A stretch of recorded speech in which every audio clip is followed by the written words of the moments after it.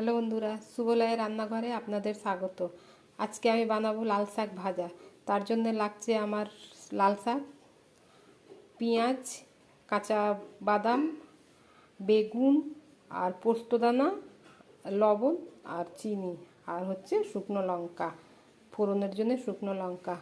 প্রথমে আমার কড়া গরম হয়ে গেছে, ওতে আমি অল্প তেল দেব। তেল দিয়ে বাদামটাকে ভেজে নেব। আমি এই কাঁচা বাদামটাকে ভেজে তুলে নিচ্ছি।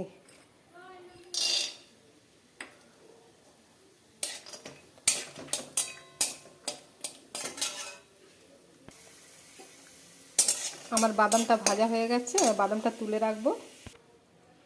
এই তেলে আমি বেগুন ভেজে নেব।